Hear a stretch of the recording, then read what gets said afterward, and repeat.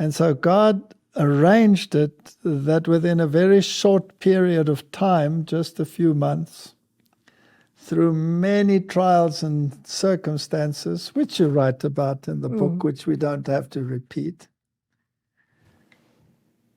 suddenly we were left alone without partners, with all the responsibility and no income. Mm-hmm.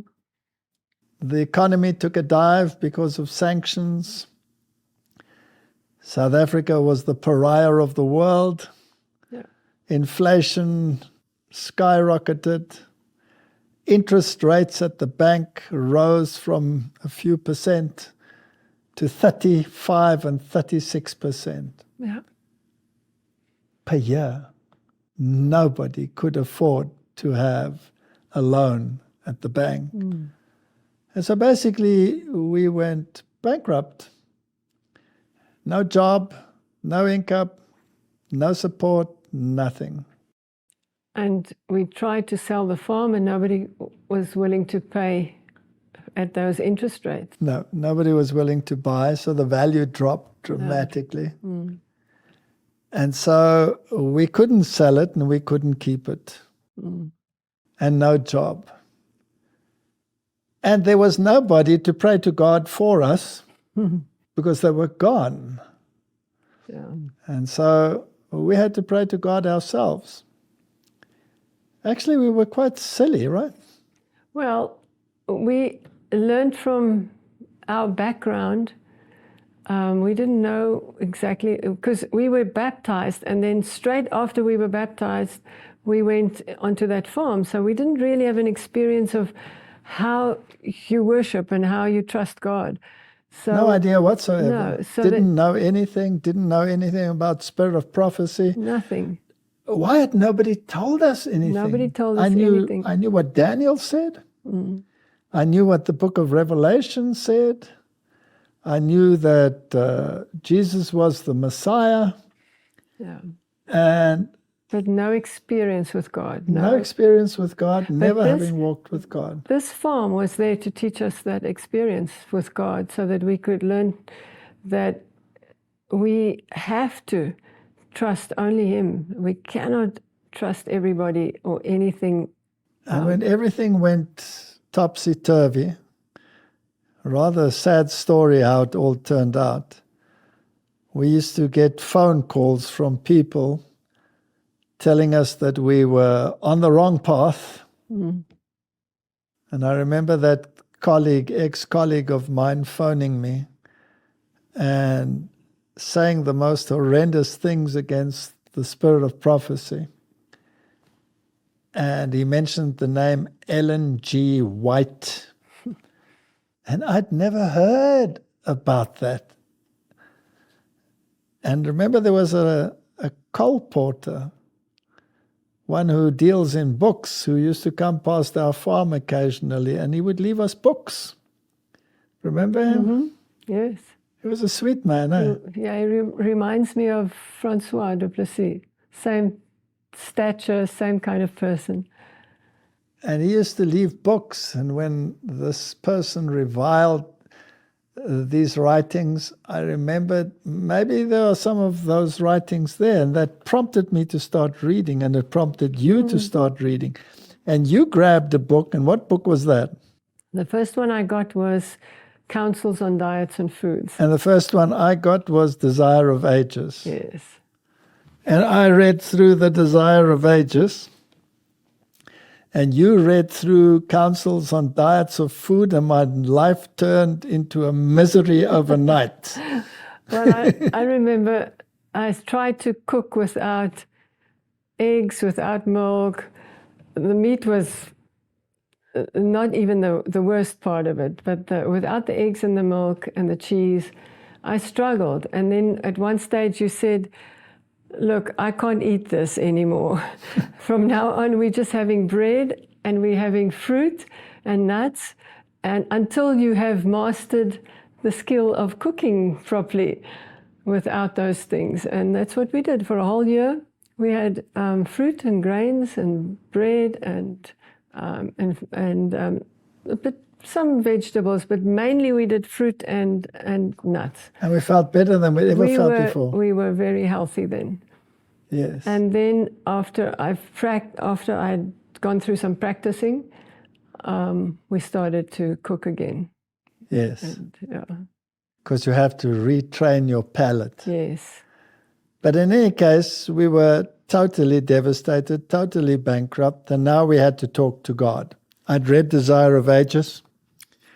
I knew who Jesus was now. Mm-hmm.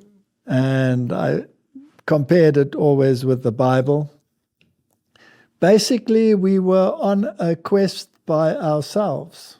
Yes. There was no mentor except those books. By the way, those are the best mentoring tools that you can possibly have. And then we sat down one day because we had no more funds, no more food. Nothing in the bank, huge debt that we couldn't pay. And you and I, we knelt down. We were very depressed. Very depressed, and we prayed. And what did we do? We said, we are going to write a letter to God. Maybe he'll understand better if we write to him. so we wrote it all down. We wrote a letter, and we said, Dear God, and we explained to him what our problem was. And basically said to him, we have come to the end of the road. There is no solution as far as we can see. I am fully educated in what I used to do. I can't go back to the university. They won't have me.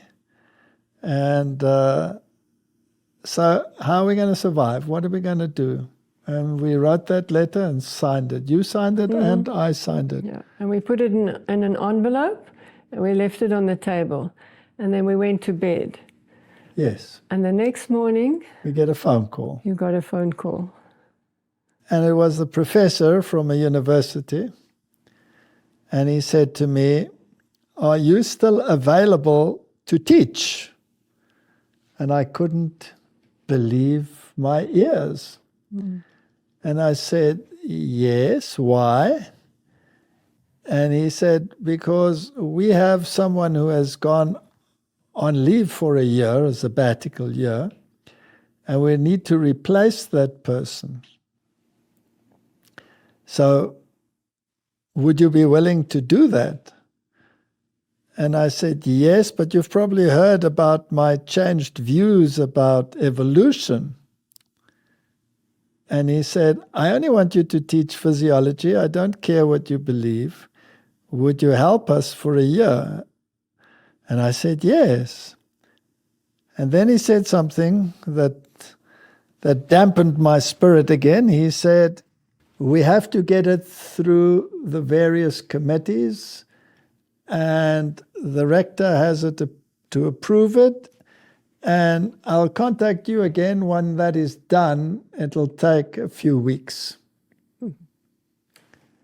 And we said, thank you very much, God, but in a few weeks we're probably dead. We need an income. And we left it at that. And then about 2 hours later, he phoned again. And he said the strangest thing happened. He met the rector of the university in the passage and said he wanted to discuss this issue and could it be tabled for discussion. And the rector said to him, I'm on my way overseas. I have no time for these things. What is it that you want? He explained it to him. He said, where's the paper? He signed it. And that was it. I was appointed. And I said, when? That was a Friday. He said, Monday. That's a weekend. Do you remember that? Mm-hmm. And then we were in a bigger flap because what were we going to do now? We had a farm. Cows. We had cows. They had to be milked. Who was going to do that? And as we were still wondering as to how this should be done, what happened? Well, it was probably maybe a day or two later, or a day later.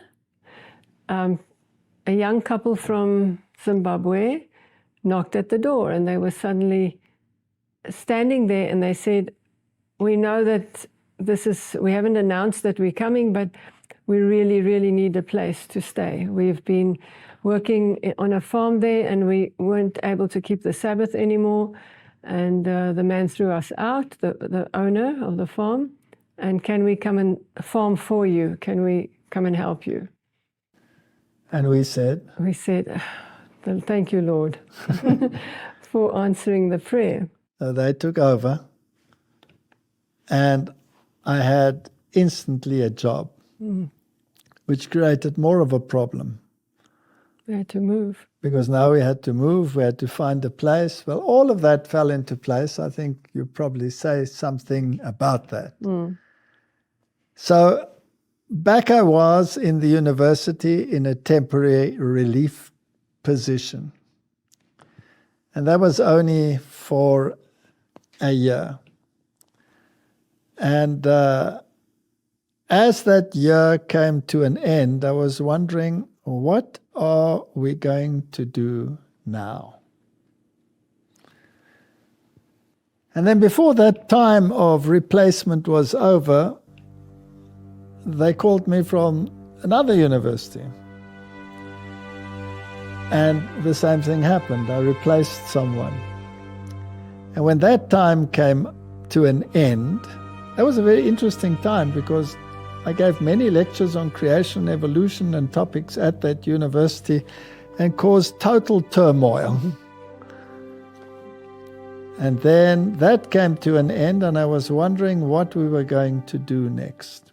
Then the man that you called Uncle Frenchie in your book came back into a permanent relationship in terms of evangelization. And for a whole year, we worked for the conference together with him, and we did campaigns all over the Cape Province. So we did campaigns in Cape Town, we did campaigns in Paarl, we did campaigns all over. We even held campaigns in the Opera House of Cape Town and filled it a number of times. It was really a marvelous period. And he taught you, he was your mentor, and I think if he hadn't drawn you into evangelism, you probably would never have done it on your own. Correct. So the Lord used him to draw you into that world. Evangelism. And so evangelism became second nature. And then he was taken away.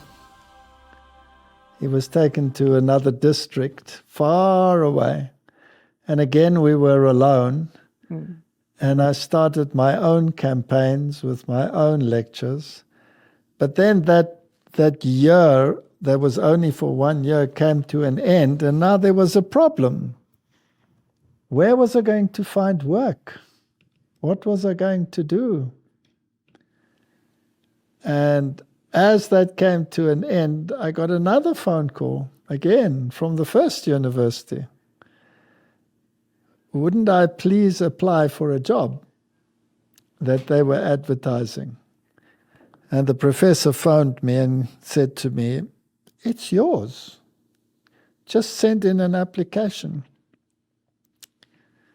So I sent in the application. And then he phoned me back after a while and said, unfortunately, because of the new laws in the country, the job wasn't available to me anymore. And again, I put the phone down and thought, now what is going to happen? And just as in the previous one, a very short while later, he phoned back and said, "It's yours." Because the person that they earmarked for it wouldn't work for the salary. And we were willing to work for anything. We were willing to work for anything, yes, just to put food on the table. And to make a long story short, a very short period of time, really. And sadly, while I was there, doing the work that I normally do, the professor got sick and died. And the post was advertised, and I was promoted to professor and head of the department. So in an amazing way, God opened the doors, and I was back in university, but not under pretense. They knew exactly what we believed.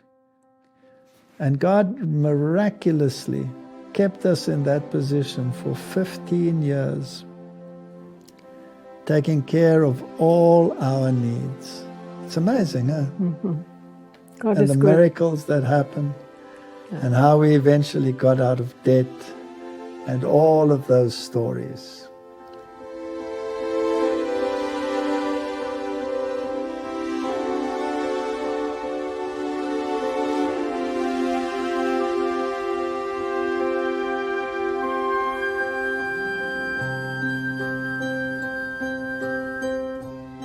In the way that leads to the city of God, there are no difficulties which those who trust in Him may not overcome. There are no dangers which they may not escape. There is not a sorrow, not a grievance, not a human weakness for which He has not provided a remedy.